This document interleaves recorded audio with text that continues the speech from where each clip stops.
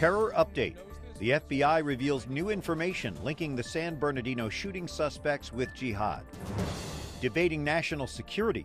Protecting us from terror is the dominant issue at Tuesday's debate in Las Vegas. Money laundering. The Vatican's financial institution freezes assets, but no indictments yet. And Dawn Mass. We take you to the Philippines, where the faithful are preparing for Christmas. Those stories and more on EWTN News Nightly for Wednesday, December 16th, 2015.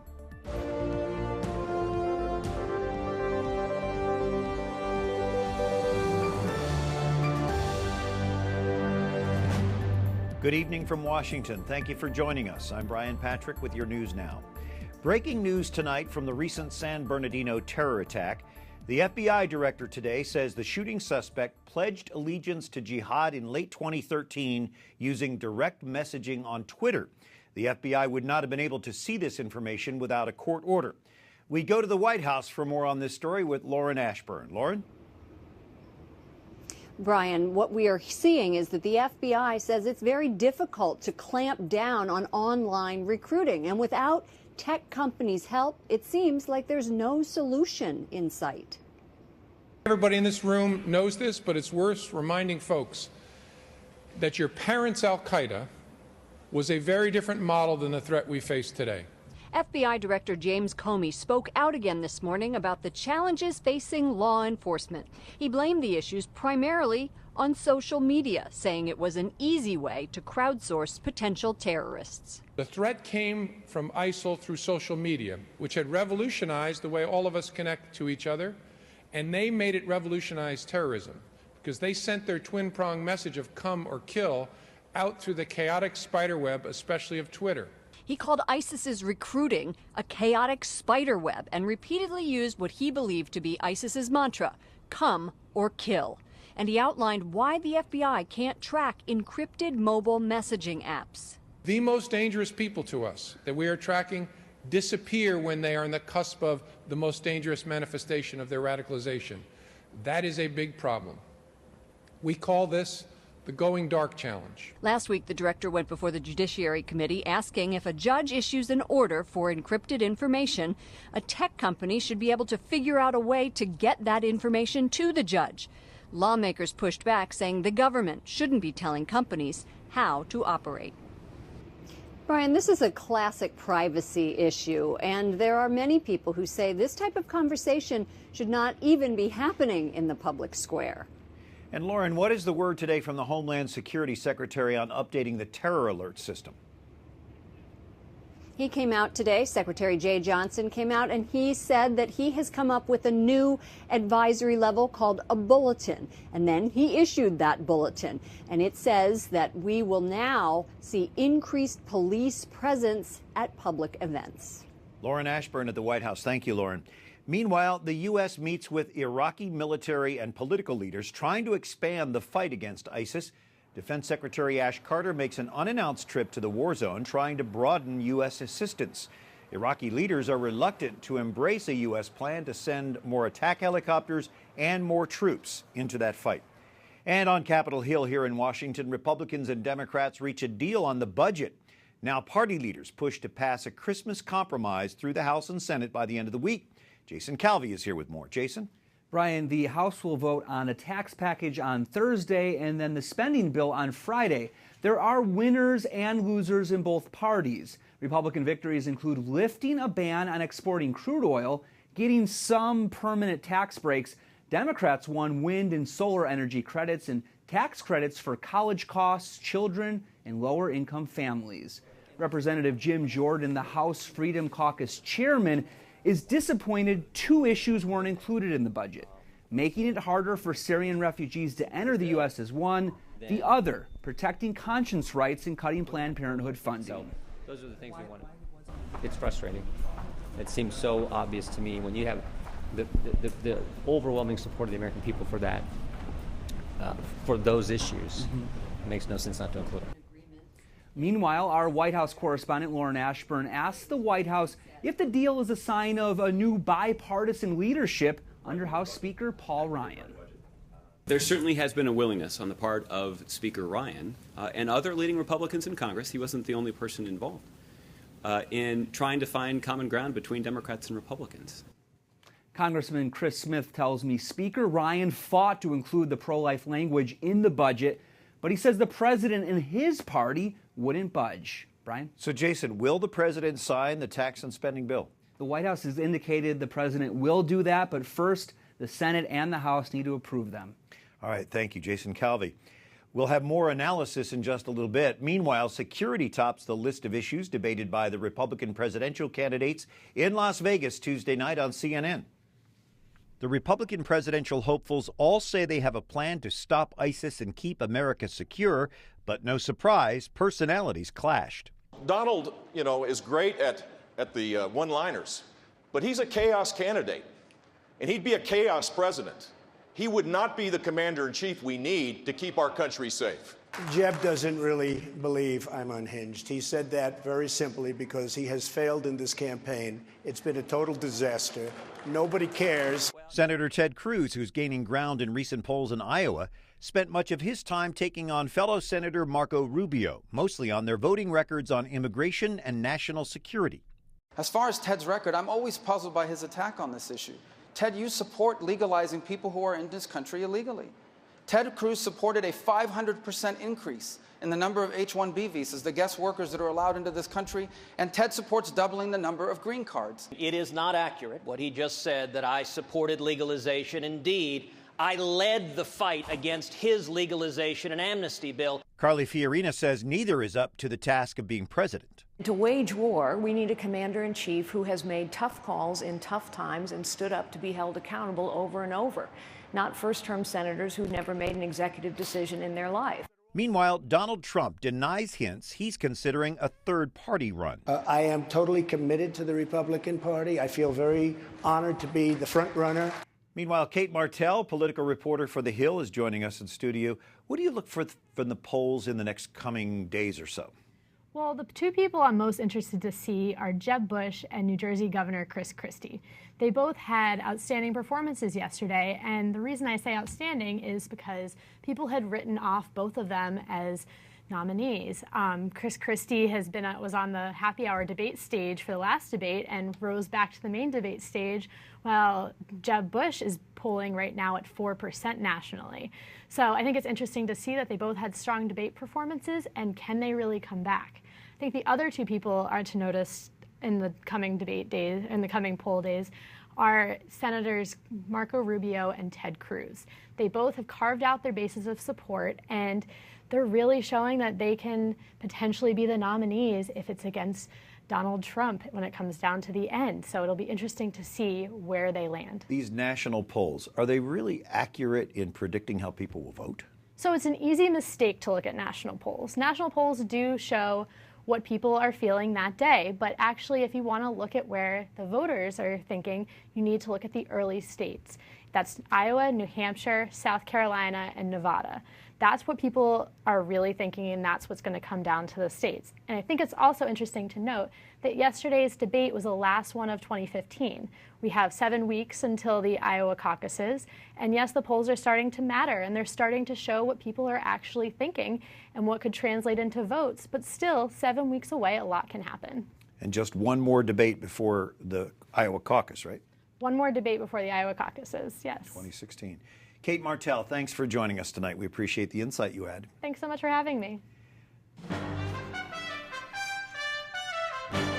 Other stories our EWTN News nightly team is covering in today's world. A judge today declares a mistrial in the case of a Baltimore police officer charged in the death of Freddie Gray. The jury could not reach a verdict after 3 days of deliberations in the manslaughter trial of William Porter. Porter is the first of 6 officers to stand trial on charges stemming from Gray's arrest and death in April. He died after suffering a broken neck in the back of a police van while he was handcuffed and shackled. A Canadian pastor gets a life sentence with hard labor from North Korea's Supreme Court for what it calls crimes against the state. Hyeon Soo Lim was detained in North Korea last February. No one heard from him until he appeared at a news conference in Pyongyang in July. There, he admitted to plotting the overthrow of the North Korean state. North Korea's National Defense Commission rebukes claims that he was forced to confess. Pastor Lim raised support for humanitarian projects in North Korea. He made dozens of trips from Toronto to North Korea before his arrest. Students returned to class a day after an emailed threat triggered a shutdown of public schools in Los Angeles. 640,000 students were sent home Tuesday after a school board member received an email threatening a large-scale attack. New York City schools received a similar threat. Officials there concluded that it was a hoax. A high school football coach suspended for praying at midfield after games files a discrimination complaint. Coach Joe Kennedy's complaint with the U.S. Equal Employment Opportunity Commission claims that his prayer was private and silent. It alleges the Bremerton, Washington School District discriminated against him by suspending him in October. Well, the Holy Father warns pilgrims against those seeking to profit from the Jubilee Year of Mercy. The Pope saying salvation cannot be bought. La salvezza non si compra. La porta è Gesù.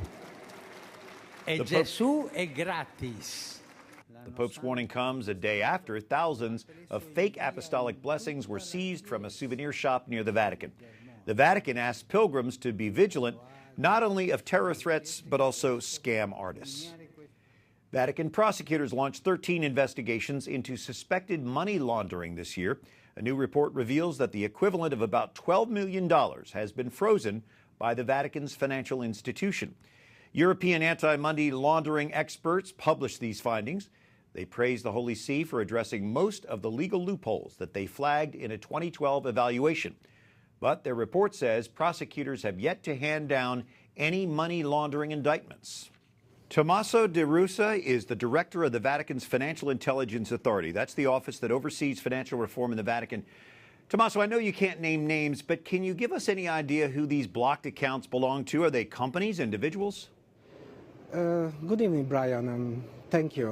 When the first AML-CFT legislation in the Vatican was introduced and established, we started with a review of all the accounts owned by customers in Vatican financial institutions.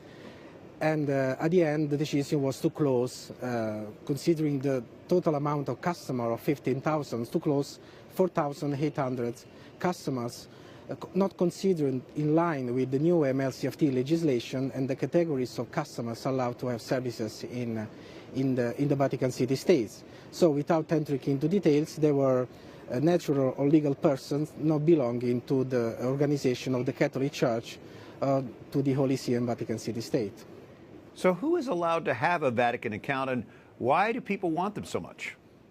Currently, the categories of customers allowed to have these services from the financial institutions in the Vatican are employees of the Holy See and the Vatican City States, organs of the Holy See and the Vatican City States, embassies of states accredited to the Holy See, and entities of the Catholic Church.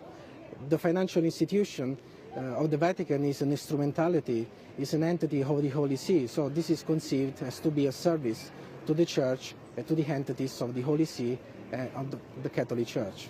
So it is not a bank as such. We need to make that clear. It is a financial institution within the Vatican. Are you confident, Tommaso, that the reforms will actually make a difference, that the reforms in progress will work? We are quite confident. There is a proper and solid institutional and legal framework, and this is well recognized by international bodies. Just considering the recent publication of the second progress report by Monivol, the Committee of Experts of the Council of Europe. There are good progresses, still our commitment. Tommaso De Russa, we appreciate you joining us from Rome tonight.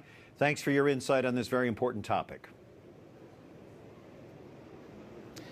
Thank you, Brian. Good evening. In an EWTN News Nightly exclusive, the Kentucky County Clerk jailed for not issuing marriage licenses to same-sex couples speaks out. Kim Davis tells us she understands the Vatican's silence on her September meeting with Pope Francis. Is that the Vatican distancing itself from you? Oh, I would say so. Anybody in their right mind would probably not want to be in the center of it. I mean, as far as, you know, just the attention and the drama and everything. I think the Vatican is trying to take 3 or 4 steps back. Davis met with the Holy Father at the Vatican Embassy here in Washington, D.C. She claims Vatican officials began planning the meeting while she was still in jail. Watch our exclusive interview with new details about that meeting tomorrow night on EWTN News Nightly. Coming up, dialogue between faiths and within faiths encouraged to counter violence. And it's not Lucky Lindy's plane, but it sure looks just like it down to the tiniest detail.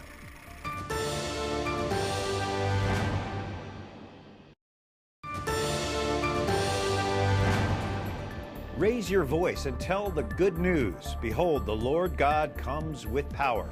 Today's gospel acclamation. Thanks for joining us this evening. I'm Brian Patrick. Faith leaders come together at Georgetown University here in Washington to formulate a response to violence inspired by religious extremism. Wyatt Goolsby is here with that story.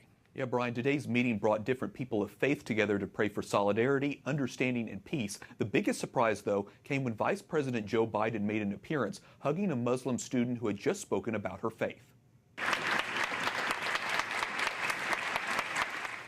The Vice President embracing Lila Brothers, a Georgetown student who spoke about the challenges facing Muslims in America today. Both she and the Vice President condemned Islamophobia. Biden says religious diversity is part of the American story. Imam Talib Sharif from Washington told me interfaith events like these can counter religious extremism. We come here upon that shared platform of love, care, concern, want to be protected, and want to have an environment that protects you so you can fulfill the potential that God put in you when He sent you here. The Vice President's speech comes as the Obama administration urges the nation not to discriminate against Muslims after the San Bernardino shooting. House Minority Leader Nancy Pelosi also made a surprise visit as well. Washington's Archbishop Cardinal Donald Wuerl spoke about religious freedom for all faith communities. Brian? Wyatt Goolsby, thank you. And Jerusalem's top-ranking Roman Catholic leader calls for an end to the sale of weapons to ISIS. He also calls for dialogue within religions to stem extremism. Between dialogue, Christian and Jews, Christians and Muslims, I think we need another dialogue, Muslim and Muslim, and Jews between themselves, because we are not dealing with one voice, one party. We need all kinds of dialogue. Patriarch Wuerl is appealing to Israel and Palestinian leaders for courage to end the latest round of violence in the Middle East. Advocates gather on Capitol Hill today, drawing attention to what many believe is the genocide of Christians in the Middle East. 3 months have passed since Nebraska Representative Jeff Fortenberry introduced a resolution calling the persecution genocide. We asked him why the House still has not voted. We get caught up in what we call the tyranny of the urgent, whether it's a budget matter or some agriculture policy or some energy policy, and all of that's important. But there are certain things that are essential. This is essential because this is a persecution of a group of people simply because of what they believe. Democrat Anna Eshoo is one of 162 co-sponsors of that resolution. Nina Shea, director of the Center for Religious Freedom at the Hudson Institute, joins us. Why do you compare the persecution of Christians and other religious minorities to the Jewish Holocaust? Well, the Christians in Iraq and Syria are being deliberately targeted for religious reasons by ISIS and other Islamic extremists. Everybody in that region, of course, is suffering the effects of war and conflict, including the Christians. But the Christians and the Yazidis are absolutely targeted for their faith and only for their faith. They don't hold any power, so they're not being, the power's not being contested. They're just want to purify the land. There is talk of declaring the persecution of Yazidis a genocide, but Christians are not included, I guess because there's some confusion over a tax that Christians may be able to pay to stay alive. Under traditional Islamic law, there's something called a jizya, which is a tax that was meant to humiliate the Christians, put them in their place, and also to slowly erode their attachment to their faith over time because it was a hardship. In exchange, Christians, for paying this money, were given protection by the authorities, by the rulers, and also the right to worship. Now, under ISIS, there's absolutely no evidence of any Christian life in either Raqqa or Mosul, the two cities that have this supposed option for Christians. All the mosques we know, all the churches in Mosul we know have been either turned into mosques or destroyed. Their gold domes painted black, their crosses taken down. There's no priests, there's no masses, no liturgies, there's no public display or even any evidence of a private display of Christian life. Christian life has been wiped out in those areas by the Islamic State. Now, you were behind a letter with the Knights of Columbus asking for a meeting with the administration about this. Have you heard anything back? No, not yet. It's been 11 days today, and we wrote the letter to Secretary Kerry asking for an opportunity to brief him on the fact that Christians are suffering genocide. We didn't want him to just read about it in the letter. We wanted to have a delegation, a prominent delegation, and the signatories included Cardinal Wuerl, the head of the Knights of Columbus, Carl Anderson, the heads of the Assemblies of God, the spokesman for the Southern Baptist, the dean of the Cathedral of St. John the Divine, the Episcopal Church in New York, the Center for American Progress scholar, and so on and so on. There are about 30 very distinguished names. We wanted to come in, a delegation of us to come in and brief, an opportunity to brief him on genocide. We have not heard anything. And we'll look for an update from you. Nina Shea, thanks for being with us tonight. Thank you, Brian. An exact replica of Charles Lindbergh's Spirit of St. Louis is now airborne. The plane debuts in a New York State vintage air show next year. The Spirit of St. Louis still soars. A replica of the historic plane Charles Lindbergh flew across the Atlantic in 1927 has been rumbling in the skies above New York's Hudson Valley. The plane replicates Lindbergh's original, down to the last strut and gauge. It's a celebration of a pioneering era from vintage aviation buffs at the old Rhinebeck Aerodome. More than anything, it's a culmination of a dream. Lindbergh became an international star after his solo nonstop flight. The plane, built over 60 hectic days, is now displayed at the Smithsonian. The Spirit replica took years of work, mostly by retired flight engineer Ken Cassens. The 71-year-old Aerodome pilot and mechanic grew up fascinated with Lindbergh. It's a great feeling of accomplishment and a lot of pride. A lot of blood, sweat, and tears went into it. So. Cassens took over the project after the death of Aerodome founder Cole Palin. Cassens studied old photos and even examined the original to get everything right down to the wicker pilot seat. I went down to the Smithsonian years ago on 2 different occasions, and they took me up in the cherry picker because it was up in the ceiling, and I was able to take photographs and measurements of all the things that we had questions on. The replica made its maiden voyage recently. No trip to Paris for this plane. The not-for-profit Aerodome will add it to its vintage air shows next year. A winged reminder of a young pilot who flew his way into history.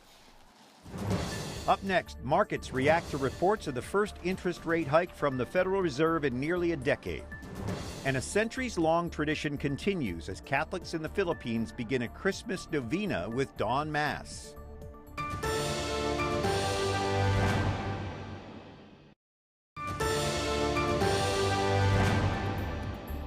Some of the pilgrims gathering today at St. Peter's Square to see Pope Francis. Thanks for joining us on this Thursday evening. I'm Brian Patrick. Or Wednesday, I'm sorry. We could now face modestly higher interest rates in some loans. After years of record low rates, the Federal Reserve today raised rates to 0.5%. That's a 0.25% increase. The Fed signals that further rate hikes will likely be made slowly as the economy strengthens.